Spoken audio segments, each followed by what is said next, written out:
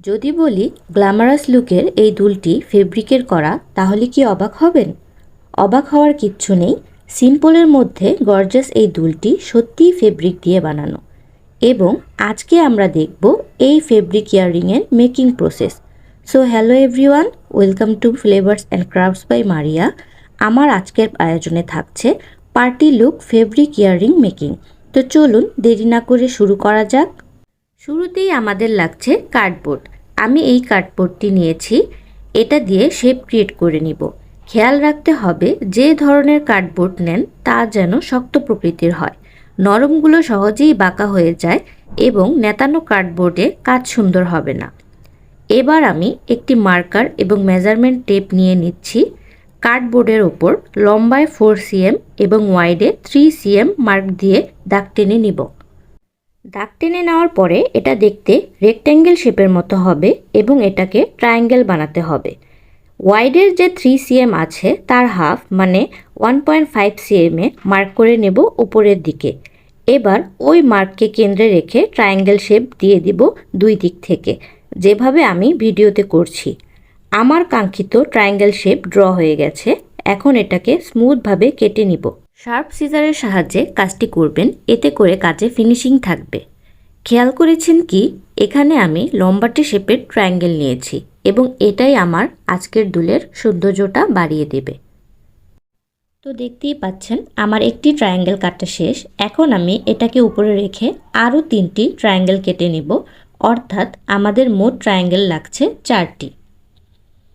এই দেখুন, একই মাপের 4টি ট্রায়াঙ্গেল শেপ কেটে নিয়েছি আমি। 4টি কেন শেপ নিলাম সেটা আমরা একটু পরেই জানতে পারবো। এখন সেকেন্ড শেপ ড্র করব। এজন্য আমি এই লিপস্টিকের ক্যাপ নিয়েছি। সেকেন্ড শেপ আমার রাউন্ড লাগবে, তো আমি ক্যাপটি কার্ডবোর্ডে রেখে এটার চারদিকে মার্কার ঘুরিয়ে এটা শেপ নিয়ে নিলাম। এখন এটাও শেপ ওয়াইজ কেটে নিব। এটা যেহেতু রাউন্ড শেপ, তার উপর সাইজটা একটু ছোট, তাই এটা স্মুথলি কেটে নিতে শুরুতে একটু ডিফিকাল্টিস হতে পারে। বাট কবি বলেছেন, একবার না পারিলে দেখো শতবার। ধীরে ধীরে চেষ্টার মাধ্যমে আমাদের পারফেক্ট রাউন্ড শেপ এসেই যাবে।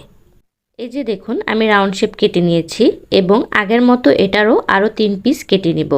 তাহলে আমি 2 শেপই মোট 4টা করে নিলাম। সবগুলো শেপ কাটা শেষ। এখন লাগবে গ্লু। এই গ্লুটার সাহায্যে আমি শেপগুলো একটার সাথে আরেকটা জয়েন দিব, যাতে শেপগুলো আরও মজবুত হয়। অল্প গ্লু নিয়ে নিচ্ছি, তারপর তা হাতের সাহায্যে স্প্রেড করে নিলাম। আসলে এটা ব্রাশের সাহায্যে করা বেটার, কিন্তু আমি সব কাজেই হাত দিয়ে করতে বেশি কমফোর্টেবল। গ্লু স্প্রেড করে একটা শেপের ওপর আরেকটা শেপ বসিয়ে দিলাম। এবার নিশ্চয়ই আমার 4টা করে শেপ নেওয়ার কারণ বুঝতে পেরেছেন। একইভাবে আমি বাকি শেপগুলো একটার সাথে আরেকটা জোড়া দিয়ে ডবল করে নিচ্ছি। এগুলোকে শুকানোর জন্য টাইম দিব কয়েক মিনিট। শুকিয়ে এলে এখন ফেব্রিক কাটিংয়ের পালা। তো আমি একটু গ্ল্যাম লুক আনার জন্য এই শিমারি গোল্ডেন ফেব্রিকটা নিয়েছি। যারা আমার আগের ক্রাফটিং ভিডিওগুলো দেখেছেন তারা এই ফেব্রিক আমাকে আগেও ইউজ করতে দেখেছেন। আসলে ক্রাফটিংয়ের জন্য এটা ওয়ান অফ ফেভারিট ফেব্রিক আমার। আপনারা আপনাদের পছন্দ মতো যে কোনো শাইনি ফেব্রিকই ইউজ করতে পারেন, সেম হতে হবে তা না। সেকেন্ড ফেব্রিক হিসেবে নিয়েছি এই ব্ল্যাক ফেব্রিকটা। ব্ল্যাক এবং গোল্ডেনের কন্ট্রাস্ট খুব চমৎকার লাগে আমার কাছে। সো কালারের ক্ষেত্রেও আপনারা কাস্টমাইজ করে নিজের পছন্দ মতো ইউজ করে নিতে পারেন। তো আমি ট্রায়াঙ্গেল মাঝে বসিয়ে 3 দিক থেকে এক্সট্রা কাপড় রেখে কেটে নিচ্ছি।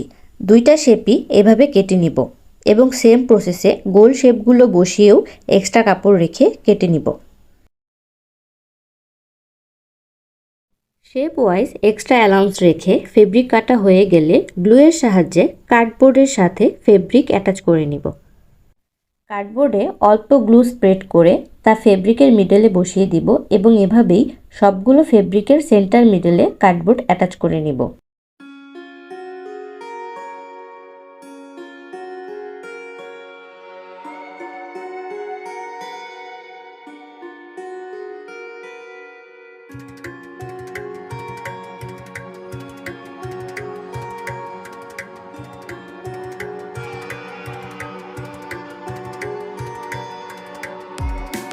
কার্ডবোর্ডের সাথে ফেব্রিক অ্যাটাচ শেষে এখন বাড়তি অ্যালাউন্স হিসেবে যেই ফেব্রিক রেখেছিলাম তার ধারগুলো এভাবে ছোট ছোট কাট দিয়ে নিব।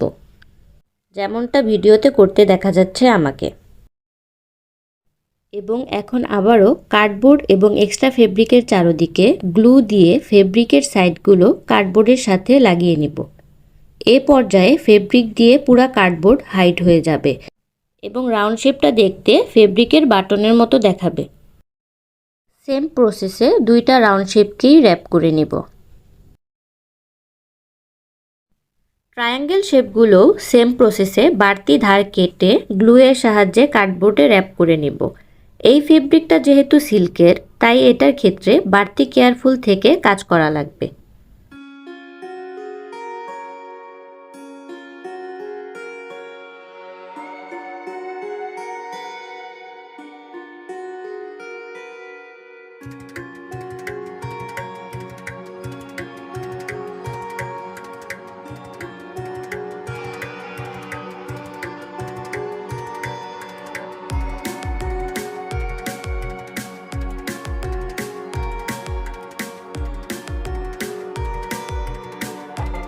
ইয়াররিংয়ের বেস করা হয়ে গিয়েছে, এখন এগুলো 5 মিনিটের মতো রেখে শুকিয়ে নিব।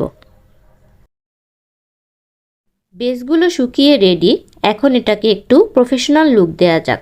এখানে আমি এই কলার পেস্টিংটা নিয়েছি, যারা টেইলরিংয়ের কাজ করেন তারা চিনে থাকবেন।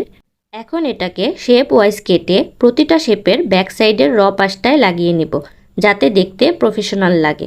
ঘরে বসে হাতে বানানো তাতে কি, লুক এমন হওয়া চাই যাতে লোকে দেখে জিজ্ঞেস করে কোথা থেকে কিনেছি। যাদের হাতের কাছে পেস্টিং পেপার নেই তারা সেম ফেব্রিক কেটে লাগিয়ে নিতে পারেন। আমার এই প্রসেসও ডান। এখন ইয়াররিংয়ের ফাইনাল লুক দেওয়ার পালা। এজন্য হোল করে নিতে হবে জাম্পিং অ্যাটাচের জন্য। আমি সেম সাইজের আরেকটা শেপের মিডল বের করে ওইটার মাপে প্রথমে ট্রায়াঙ্গেলে মাপ দিয়ে নিচ্ছি। এরপর সেম ওয়েতে একটি সেম সাইজের সার্কেলে হাফ করে সার্কেলেরও মিডল পয়েন্ট বের করে নিলাম। এখন মোটা একটি নিডল দিয়ে হোল করে নিব। যেহেতু বেসটা কার্ডবোর্ডের, তাই হালকা একটু প্রেসার দিলেই হোল করা হয়ে যাবে এবং এভাবেই 4টা বেজের মধ্যে হোল করে নিচ্ছি। হোলগুলো করা শেষ, এখন লাগবে গ্লু, ইয়াররিংয়ের স্টাড এবং জাম্পিং। শুরুতে ট্রায়াঙ্গেলে জাম্পিং পরিয়ে নিলাম। এরপর সেম জাম্পিংয়ে সার্কেলের ক্রিয়েট করা হোলও অ্যাটাচ করে নিব। জাম্পিং টাইট দিয়ে নিলেই দেখুন ইয়াররিংয়ের লুক চলে আসবে। এবং একইভাবে অন্য জোড়াও করে নিচ্ছি। এখন স্টাড লাগিয়ে নিলেই আমার ইয়াররিং রেডি। এই গ্লুটা একটু স্ট্রং, তাই স্টাড লাগানোর জন্য আমি এটা চুজ করেছি। গ্লু দিয়ে কয় সেকেন্ড অপেক্ষা করে স্টাড বসিয়ে নিচ্ছি। এরপর স্টাডের ওপর আরও কিছুটা গ্লু দিয়ে ভালো করে সিকিউর করে নিচ্ছি। আমার স্টাইলিশ ইয়াররিং ফুললি রেডি। আমার মতে এই ইয়াররিংটা ওয়েস্টার্ন অথবা মডার্ন লুকের আউটফিটের সাথে খুব ভালো যাবে। তবে ফ্যাশনের ক্ষেত্রে ক্যারি করতে পারলে সব লুকই রিমিক্স করে ফেলা যায়।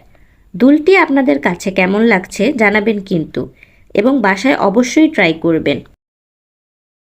আমার চ্যানেলে হোমমেড জুয়েলারির আরও বিভিন্ন ধরনের ভিডিও রয়েছে, চাইলে সেগুলো দেখেও নিজেদের জন্য কাস্টমাইজ জুয়েলারি বানিয়ে নিতে পারেন। আজকের মতো এই পর্যন্তই। আল্লাহ হাফেজ।